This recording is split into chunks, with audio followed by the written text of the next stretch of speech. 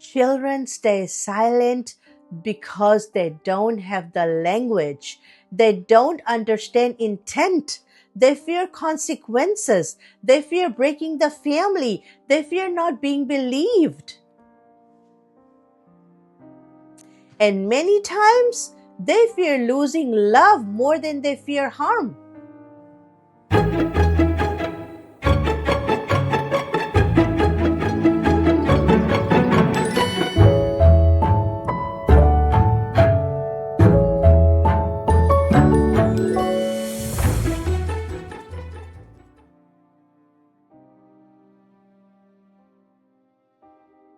Hello, beautiful souls. Welcome back to the Inner Bloom Journey podcast. I'm your host, Salma, mindset and relationship breakthrough coach. I hope everybody's doing okay wherever you're tuning in from.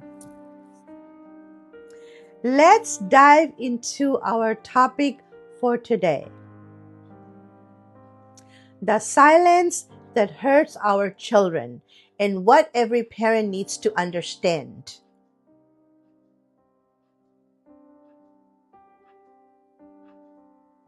Before we begin, I want to say this with care. Today's conversation may feel heavy or activating for some. It feels heavy for me, trust me. We'll be talking about abuse involving children, not graphically, but honestly. If at any point you need to pause, step away, or return later, please honor that.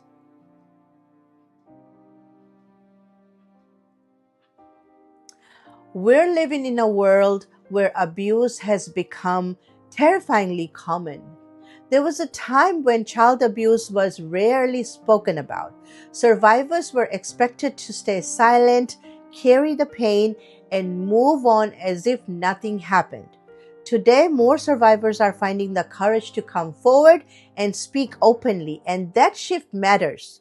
Talking about it brings awareness, breaks cycles of silence, and helps people understand how early trauma shapes adulthood, relationships, and self-worth. These conversations aren't about past alone. They're about healing, prevention, and making sure no one feels alone or unseen anymore. And far too often, it's happening to our minors, to children, little bodies, innocent minds, still learning how to name their emotions, let alone protect themselves. And the most dangerous part isn't just the abuse itself. It's the silence around it. Silence born from discomfort, silence born from denial, silence born from the belief that this could never happen in my family. But silence has never protected a child. Awareness does. And if this conversation feels heavy, that's because what children carry when they are harmed is far heavier. Why adult discomfort becomes child pain? Many adults avoid this topic because they believe talking about it will steal innocence. Children are too young to understand, or that bringing it up somehow plants ideas. But that's not true. But here's the truth. We need to confront.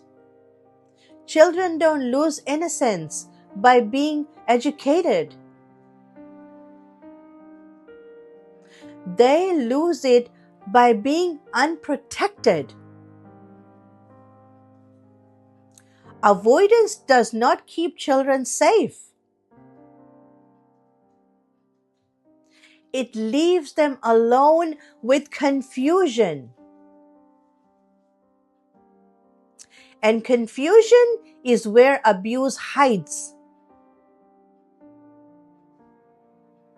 Why children don't speak? Let's talk about it.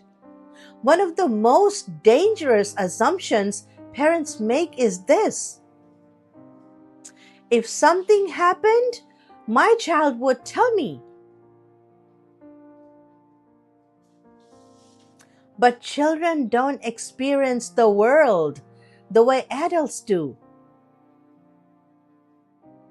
A child's brain is wired for attachment, not logic.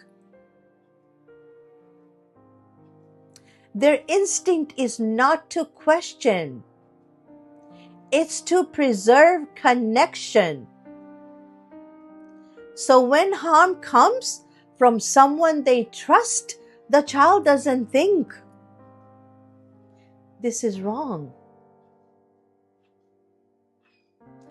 They think, what did I do wrong? Children would rather blame themselves than lose safety. That's not weakness. That's survival. How does abuse actually happen? Let's talk about it. Abuse is rarely sudden. It's gradual, normalized, and groomed. It often starts with attention, special treatment, being made to feel chosen, being told they're mature for their age. Then slowly, boundaries blur. Touch becomes confusing. Secrets are introduced. Silence is rewarded. Nothing feels violent, just uncomfortable. And because there's no obvious threat, the child begins to question themselves. And this is why children struggle to name abuse. Because it doesn't sound like danger to them. It feels like confusion. And confusion keeps children quiet. What does a child carry internally? Let's talk about that. When a child is harmed and cannot speak, the pain does not disappear. It settles into their bodies.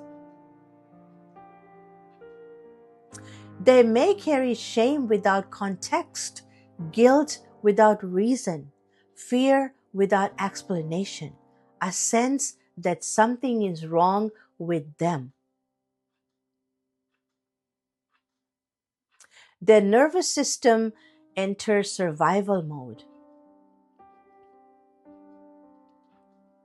And because they cannot explain it, it shows up instead as withdrawal, sudden anger, regression, emotional numbness, hyper alertness. This is not misbehavior. Please don't confuse it with misbehavior. This is a child trying to survive something they don't understand. Signs parents often miss.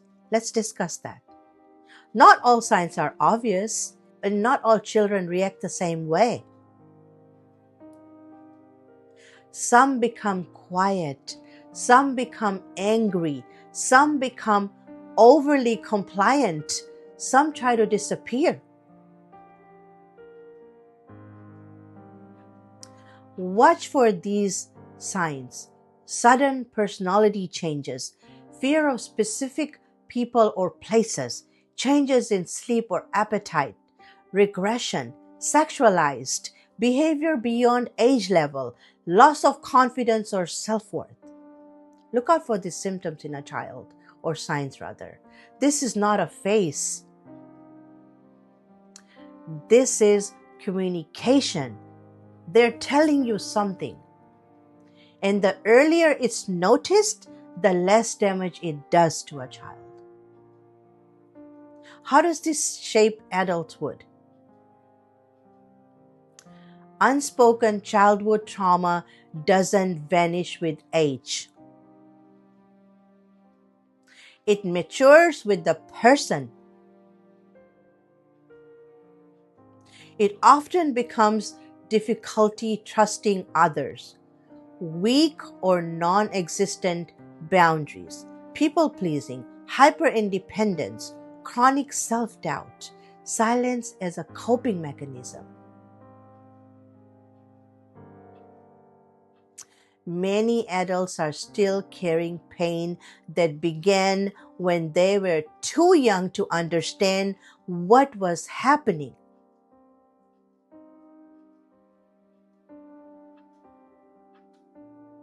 And this is why this conversation matters.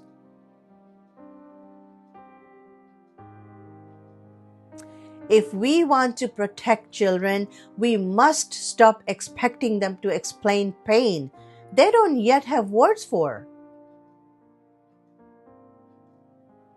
Protection doesn't start with interrogation.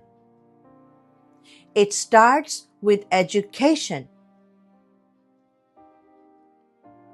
In the next episode, I will walk you through what to teach your children, when to start these conversations, how to give them age appropriate language, how to teach body autonomy and boundaries, what signs to look out for as a parent, and how to create a home where your child feels safe enough to speak without fear, shame, or punishment.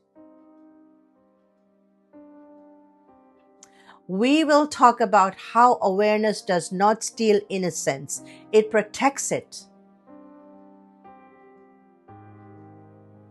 Because awareness is not fear,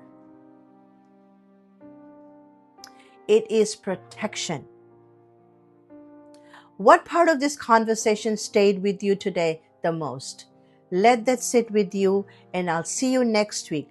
Take great care of yourselves and your loved ones. Stay safe. I thank you all for watching, and I'll see you all next week. Thank you and love you all. Take care.